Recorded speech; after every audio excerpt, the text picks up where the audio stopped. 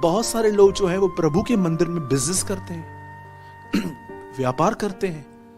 जब यीशु ने देखा कि ये मंदिर के अंदर व्यापार करते हैं, तब यीशु को गुस्सा आया। ऐसा लिखा है कि उसने सब कुछ जो है उनका उलट पुलट कर दिया और उसने फेंक दिया सबको। पर आपने एक बात देखी होगी कि पर यीशु को गुस्सा कहां आया? जब उसने देखा कि परमेश्वर के राज्य में कुछ खराब हो रहा है। मेरे भाइयों और बहनों, इस बात को याद रखिए, जीसस ने किसी व्यक्ति को नहीं मारा। यीशु ने न किसी को गाली दी, न यीशु ने किसको श्राप दिया, न यीशु ने वहां पर किसी का नाम लिया था, कभी भी नहीं। लेकिन यीशु ने वहां पर जो सिस्टम था, जो वो काम कर रहे थे, उसने उस सिस्टम को ही उखाड़ दिया, निकाल के फेंक दिया। अब देखिए, इस बात को ध्यान से सुनिए। जब यीशु को लोग उसके कैरेक्टर के लिए बोलते थे, तू पेटू है, तू पियक्कड़ है, तू ऐसा है, तू ऐसा है, तब यीशु कुछ नहीं कहते थे। लेकिन जब यीशु ने देखा कि प्रभु का मंदिर खराब हो रहा है, तब उससे गुस्सा आया। यदि आप ध्यान दें तो आज के लोग बिल्कुल उल्टे हैं। जब उनके चरित्र के ऊपर आता है तो उन्हें बड़ा गुस्सा आता है, लेकिन जब वो देखते हैं कि परमेश्वर के राज्य में, उसकी कलीसिया में कुछ बुराई हो रही है, तो वो चुप रहते हैं। ये बात दर्शाती है कि हम कॉम्प्रोमाइजर्स हैं। आज मैं आपको बताना चाहता हूं मेरे भाइयों और बहनों, अगर आपको परमेश्वर के राज्य में दिख रही गड़बड़ी को देखकर अगर गुस्सा आता है तो नो प्रॉब्लम, ये कोई गुस्सा नहीं है। इवन आपने देखा कि जब यीशु सेवकाई करता था तो फरीसी उसे तंग करते थे। ऐसा लिखा गया कि यीशु ने क्रोध से उन्हें देखा। अगर आप किसी की भलाई करने जा रहे हैं और कोई आपको रोक रहा है, वहां पर गुस्सा करना पाप नहीं है। परमेश्वर के राज्य के अंदर अगर कुछ गलत हो रहा है और आप वहां पर गुस्सा कर रहे हैं, आपको गाली नहीं निकालनी है, आपको कुछ और नहीं करना है, कोई अब्यूज लैंग्वेज बात नहीं करनी है, पर आपको गुस्सा करना चाहिए, इसमें कोई गलत बात नहीं है। लेकिन अब मैं आपको उन लोगों से बात करना चाहता हूं जिन्हें बहुत गुस्सा आता है, घर के अंदर, ऑफिस के अंदर, बहुत सारी जगहों पे। मैं चाहता हूं आप आज इस जड़ को पकड़ लें। मैं आपको बताना चाहता हूं, इस 14 सालों में 7 साल 8 साल की जो सेवकाई है, अनगिनत लोग आए जिन्होंने अपने गुस्से से अपनी नौकरी खो दी, संबंध खो दिए, अच्छे दोस्त खो दिए, और इवन मैं आपको बताना चाहता हूं बहुत कुछ उन्होंने खो दिया। अब मैं आपको जो समझाना चाहता हूं उस पर ध्यान दीजिए। बाइबल एक व्यक्ति के बारे में बात करती है जो एक सेना का जवान था।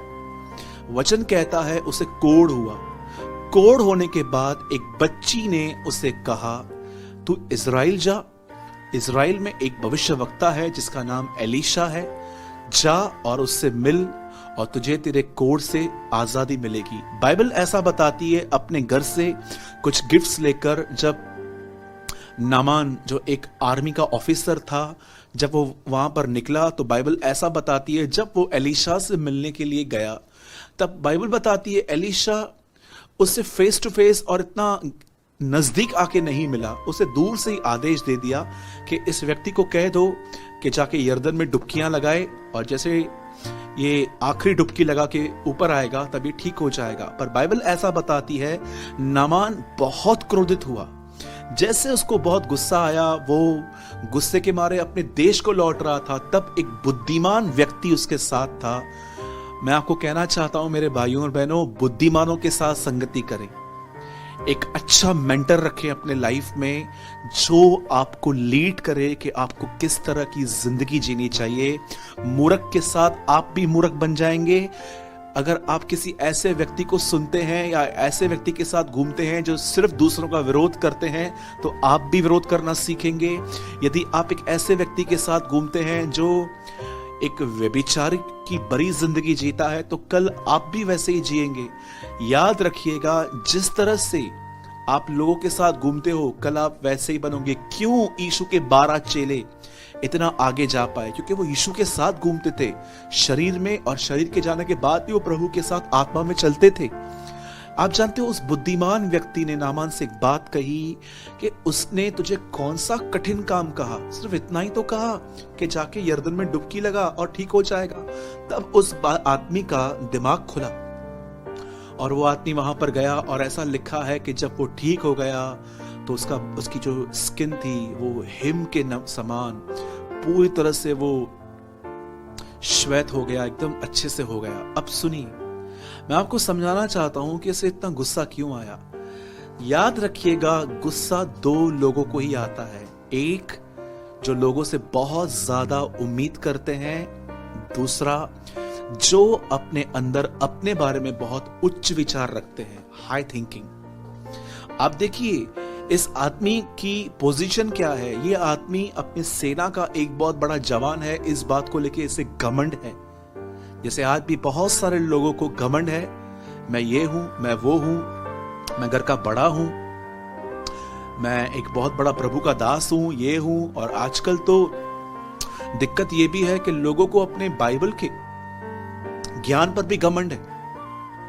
आप देखिए, आप कुछ लोगों को सिखाना चाहेंगे पर वो आपसे कभी नहीं सीखेंगे, क्योंकि उन्हें लगता है कि मुझे इनफ पता है, अब मुझे किसी से भी सीखने की कोई जरूरत नहीं है। आप जानते हो, एक प्रॉब्लम ये था इस आदमी के अंदर कि ये अपने आप को कुछ समझता था, और दूसरी बात जो थी वो ये थी कि इसने अपने मन के अंदर ऐसी थिंकिंग रखी थी कि जब मैं वहां पर जाऊंगा, एलीशा खुद आएगा, मेरा स्वागत करेगा, मुझे लंच देगा, मुझे डिनर देगा, मुझे चाय देगा, मुझे वो देगा, मुझे सब कुछ, मेरी पहनवाई करेगा, तब वो कहेगा मैं आपके लिए क्या कर सकता हूं। लेकिन ऐसा कुछ नहीं हुआ।